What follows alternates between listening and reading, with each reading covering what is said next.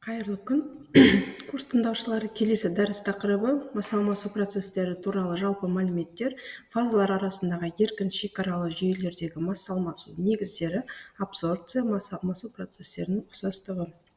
Масса-алмасу процестері туралы жалпы мәлімет, фазалар арасындағы еркін шекаралы жүйелердегі масса-алмасу негіздері, масса өтудің негізі, конвекция, масса беру, абсорбция, абсорбциядағы тепе-теңдік, Генри заңы, десорбция және оның тәсілдері қарастырылады. Масса алмасу массаның бір фазадан екінші фазаға өтуімен сипатталатын процестер. Ол химия, тамақ және тағы да басқа өндірістерде жиі кездеседі. Фазалар сұйық, қатты, газ және бу күйінде болуы мүмкін. Бұл процестердің бәрінде де заттар бір фазадан екінші фазаға ауысады. Масса алмасу процестеріне абсорбция, айдау, ректификация, экстракция, адсорбция, кептіру, кристалдану, мембраналы ажырату сияқты процестерді жатқызуымызға болады. Масса өту бұл тепе-теңдікке жету үшін заттардың бір фазадан екінші фазаға ауысуы. Масса өту фазалардың тікелей соқтығысуы арқылы жүзеге асырылады.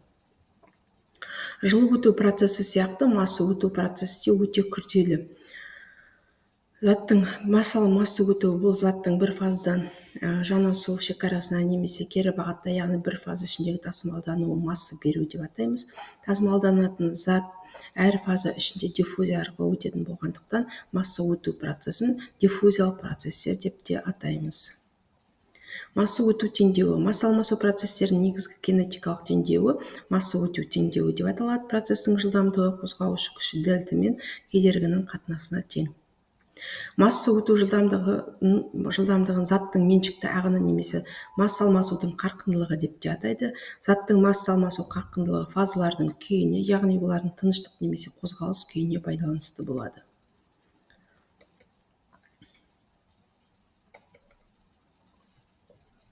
Яғни масса алмасу процестерінің бірінші тобына бұл абсорбция, десорбция, экстракция ең кемінде 3 зат қатысады. Бірінші фазаны құрайтын, екінші фазаны құрайтын, ал үшінші фазадан басқа фазаға ауысатын яғни таралатын заттар. Екінші топқа айдау және ректификация. Фазаны құраушы заттар масса өту процесіне тікелей қатысады, бірақ таралатын заттарды тасымалдаушы ретінде болмайды. Масса алмасу процестерінің материалдық балансы. Бұл процесті өткізу тәсіліне байланысты болады. Фазалар араласуын мерзімді үздіксіз және сатылы деп бөледі. Масса өтудің бағытын Y-X диаграммасынан тепе-теңдік және жұмыссыздықтардың өзара орналасуына байланысты оңай анықтауға болады. Масса алмасу яғни молекулярлы және конвективті болып бөлінеді.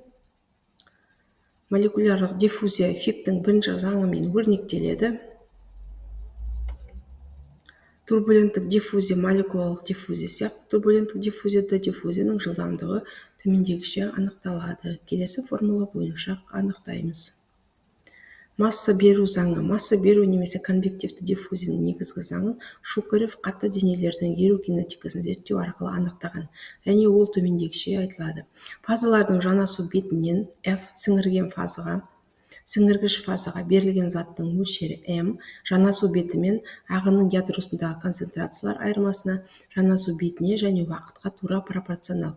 Егер зат FY фазадан FX фазаға өтсе, онда әр фазадағы өткен зат мөлшерін анықтайтын масса берудің негізгі теңдеуін анықтаймыз. Абсорбция процесі. Абсорбция газдар немесе булар мен газдар қоспаларынан бір немесе бірнеше құрастырушылардың сіңіргіш сұйықтармен сіңірілуі. Абсорбтив сіңірілетін газ айтатын болсақ, абсорбент сіңіргіш сұйықтықты айтамыз. Тұз және күкірт қышқылдарын алуда өте көп қолданылады. Газ қалдықтарын бөгде қозбалардан тазартуда абсорбция процесі, қалдық газдарды зиянды құрастырушылардан санитарлық тазалауда, газ тәріздес көмірсутектерді бөлуде, аммиак суын тазартуда, газ қоспаларының қымбат бағалы құрастырушыларды ажыратып алуда, химиялық өндірістегі мұнай өңдейтін жабдықтарда абсорбция процесі кең көлемде қолданылады. Десорбция және оның тәсілдері. Абсорбция процесі көбіне қайтымды. Бұл процесс сіңірілген компоненттің ерітіндіден бөлінуіне негізделген процесс десорбция деп аталады. Өндірістік процестерде абсорбция десорбциямен біріктіріледі. Бұл абсорбентті көп қолдануға мүмкіндік береді.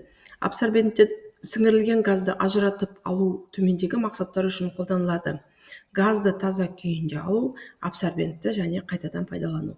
Десорбцияның негізгі 3 тәсілі бар. Бұл инертті газ немесе су буын ағынында, абсорбентке жылу беру арқылы, абсорбент бетінде қысымды төмендету арқылы. Абсорбция кезіндегі тепе-теңдік Генри заңына бағынады. Оған сәйкес берілген температурадағы сұйықтықта ерітілген газдың парциалды қысымы оның ерітіндіге мольдік үлесіне тура пропорционал.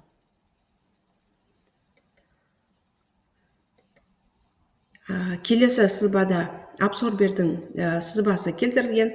Бұнда жаңағы газдың сұйықтық арқылы сіңірілуі негізгі сызбасы көрсетілген. Келесі слайдта бұнда яғни өндірістік абсорберлердің түрлері көрсетілген. Өндірістік абсорберлердің орналасуы, бұлар бірнеше газ тазалауда өте кең көлемде қолданылады.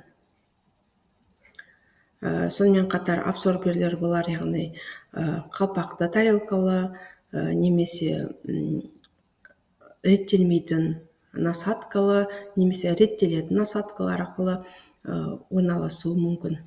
Әр түрге бөлінеді.